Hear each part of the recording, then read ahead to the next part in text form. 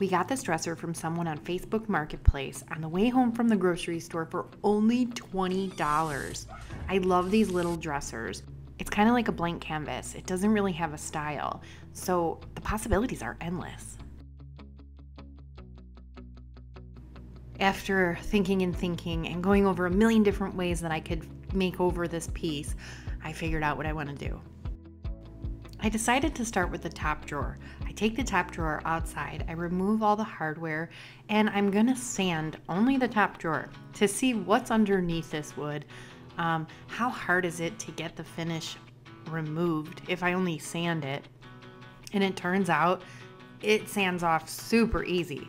So I'm like really happy about this. I don't have to use any kind of chemical stripper to get the finish off, which is such a relief. It took minutes to remove the finish. Now I bring the rest of the piece outside and I'm just inspecting it. It's got some gouges that I'll have to sand off, but I'm overall really happy because I'm using 150 grit sanding paper. I would use a 120 normally, but I don't have it. So I'm using what I have. I have the 150 grit and it's coming off so much easier than it normally does. Once I remove the finish on the top, I lay the piece onto its side and I'm only gonna sand 2 drawers down from the top.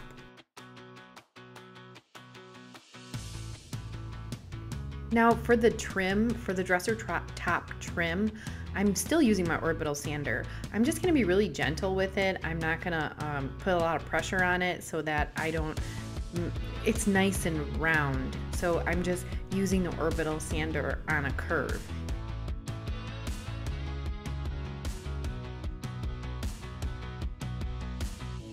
And then for all the corners that my orbital sander wouldn't reach, I'm just taking that 150 grit sanding paper, folding it in half, and I'm getting in all the areas that I couldn't get in with the sander. I'm so lucky that this finish is so thin because it really does come off super simple.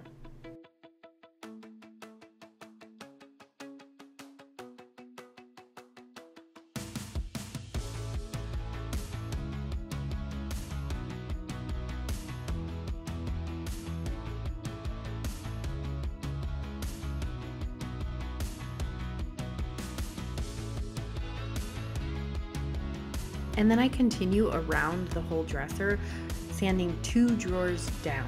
I want to get rid of everything. So I go with my orbital and I use that little piece of sandpaper for those hard to reach spots. Now once I have everything sanded off above the top 2 drawers, then I'm going to take it in the house and I'm going to clean it up. The first thing I need to do is use my vacuum to get rid of all that sawdust, all that sanding dust. And then I'm using Dixie Belle's White Lightning Cleaner to clean down the rest of the piece, which includes the drawer cubbies when the drawers are out and the actual drawers. And even though there's a lot of dirt and stuff on this piece, I could also tell that this piece will be a bleeder. So I'm gonna definitely have to use a primer, a blocking primer.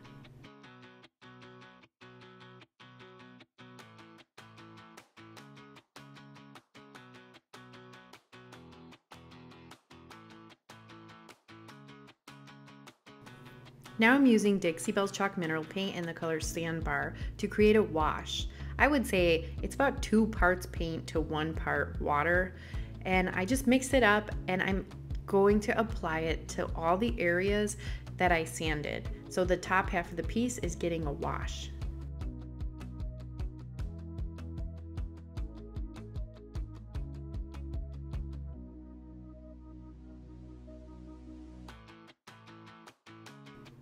I have my water mister close by because I want to make sure that the paint stays wet and it doesn't dry while I'm applying it, because if it dries, it's not going to have a washed effect. It's going to have full coverage, and we don't want full coverage.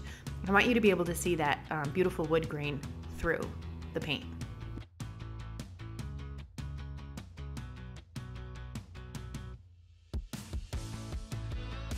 Once I apply my wash, I'm gonna take this lint-free cloth and I'm just gonna wipe it down. And I keep wiping, and I'm not trying to make streaks on it, so I'm trying to wipe it back so that everything looks even.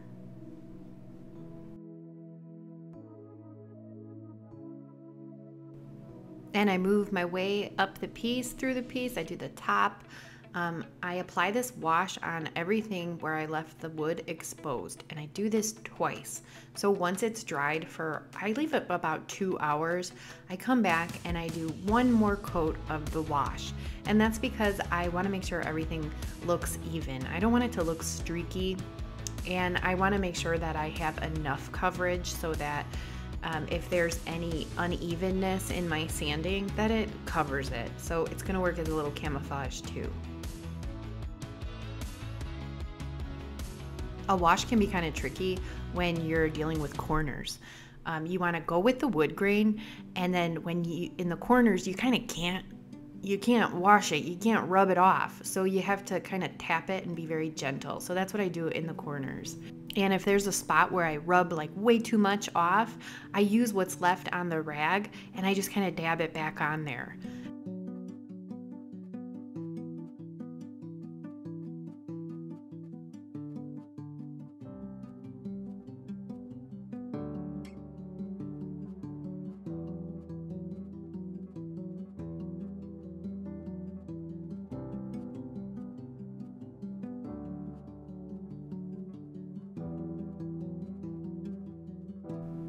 Now, if you haven't figured it out already, I am going to do a dipped technique for this piece. So now I need to measure. I'm just measuring about 2.5 inches down from that second drawer, and I'm going to add some blue tape so that when I paint the bottom half, it's going to have really nice crisp lines.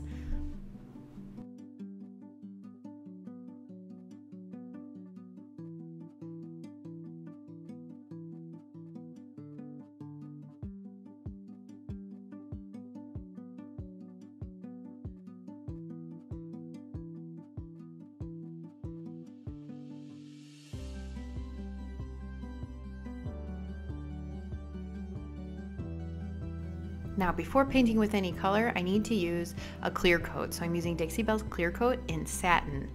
And this is to add a barrier. Look, if you watch, I'm going up the tape. I want to make sure that I spread it so that it goes in the tape, so that if I get any bleed through once I remove my tape, it's just going to be the clear coat. So that is the way that I get really nice crisp lines. I always add a sealer first before I add any color. And I'm really focusing on going in that upward motion to make sure if there's any space between the dresser and the tape that it gets covered with the clear coat. And I let the clear coat dry before I do anything else. I'm even pushing down with my finger, like pushing that clear coat, making sure it's really in there. Now I have the piece of furniture tilted back, leaning on the wall, because I need to paint these little feet. They would not come off. They must be glued. And you know, I can hit it with a hammer or a mallet and do all that, but there's really no point. I can just paint the feet. So I'm using my blocking primer first. I'm adding 2 coats of Dixie Belle's Boss in white. One of the best tips that I can give if you're looking for a minimal or a brush stroke free finish is when you're applying your primer, make sure that it's just as smooth as if you were applying your paint. Because if you have brush strokes in your primer, you'll have brush strokes on your paint because that primer is going to show right through. Today I'm using a brush to apply my primer, but usually I like to use a roller best. I think I get the best finish with a roller.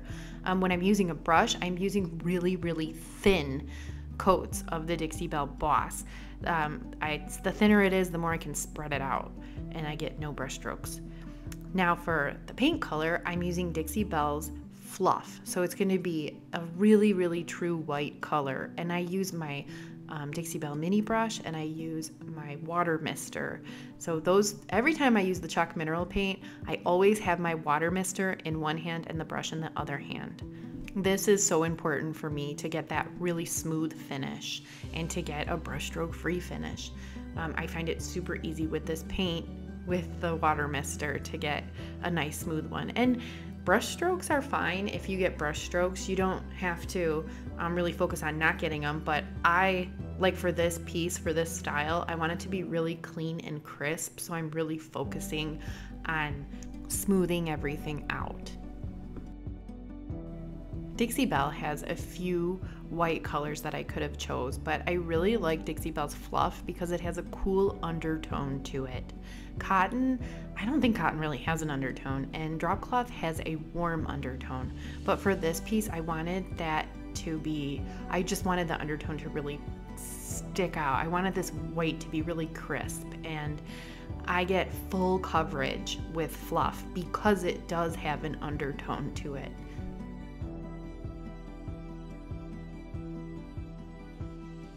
Now for those little feet, I originally wanted to sand them and then add the wash, but since I can't do that, I'm just gonna add 2 coats of the sandbar using, I have to be really careful that I don't get it on the fluff, so I'm using an artist's brush to apply it.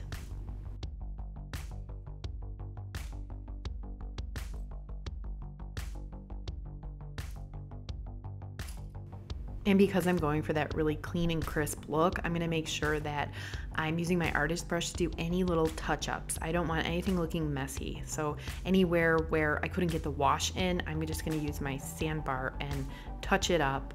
And in these spots, you can't tell that it's not a wash. So it works out really well. And of course, I'm going to do the sides of, and the top and the bottom of the drawers because it just gives that really finished look. So for that top part, I'm using sandbar, and then for that bottom part, I'll use white.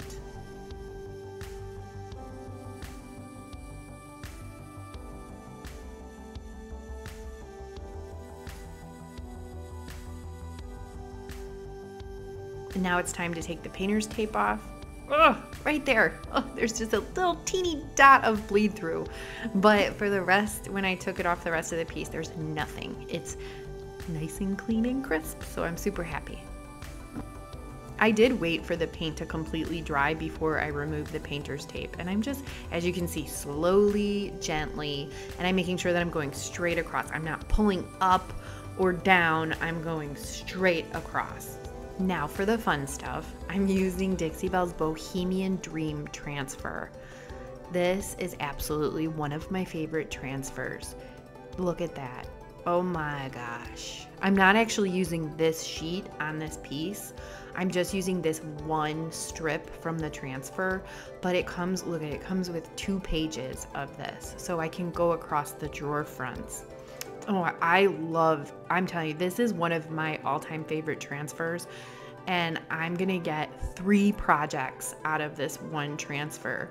So for this piece, I'm only using this one, the white, it's like white, oh, I don't know, lacy, delicate, just so beautiful. I'm gonna use it across the front drawer because I have to add that little extra something. I feel like this is what separates my work from other furniture painters near me. You would always be able to tell, instead of just having the dipped piece, I gotta add that little something. So I took the transfer off the backing paper and I'm just trying to line it up. I like that there's that space from the top of the transfer paper to the bottom, because now I know that my transfer will be lined up perfectly if I just bring the top of the transfer to the top of the drawer. So I stick it on like a sticker, and then I'm grabbing the stick to rub it on. They provide a stick with the transfer when you buy it. So I haven't had a transfer come off. I know I said this a couple of videos ago, but this one came off like never before. I didn't burnish the whole transfer before recording. You're watching me in real time here, and it's just coming off so nice. This is one of their new transfers, so I am thinking something was upgraded because I've never had a transfer from anybody come off this easy.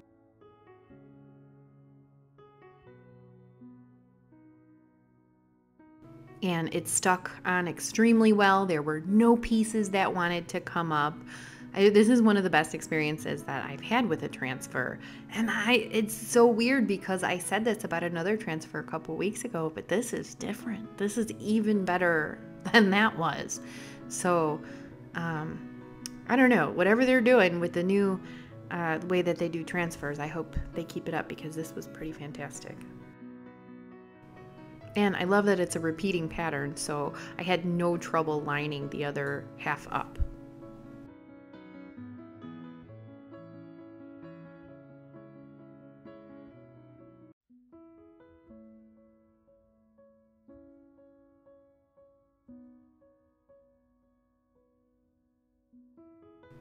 So now that the transfer's on, I just took a burnishing pad and I'm making sure that it's on really good, that there's no halo. But honestly, I think I could have actually skipped this step because, I don't know, the transfer was on really, really good. It was going nowhere and there were no mistakes or hiccups. It shocks me because there's always something when I use transfers. It was nice to have no issues. And to seal the piece, I'm using Dixie Belle's Clear Coat in flat. Now, I wanted to use flat because I do worry when we're using a wash that there's gonna be bleed through. You know, I've done a couple pieces with a wash where there was some bleed through and tannins that came through. But anytime that I've used the flat clear coat, I didn't have them. So instead of using the satin, which I really like, I'm just going to use this flat and I'm going to do, I did 3 coats on the bottom and then 4 coats on the top so that the top, I wanted to make sure there was just extra protection on the top. Now the drawers look pretty dull, so I'm using Big Mama's Butter.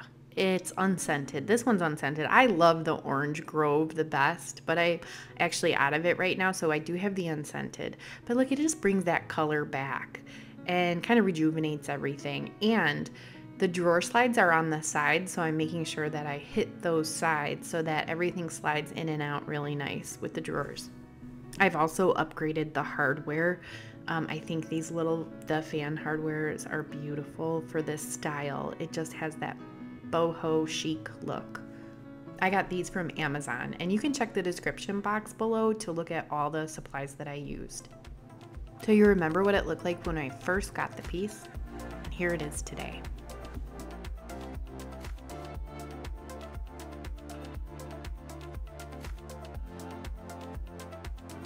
I overall really, really like this piece. I could have done anything, I swear. I love when I find a dresser like this. I love it for decoupage especially, but I don't know, something was just drawing me to that white boho transfer. I love it. It's so pretty, and I thought this would be perfect for a dipped piece with that transfer. And if you enjoyed this video, I would love it if you hit the like button, and I'll see you next time.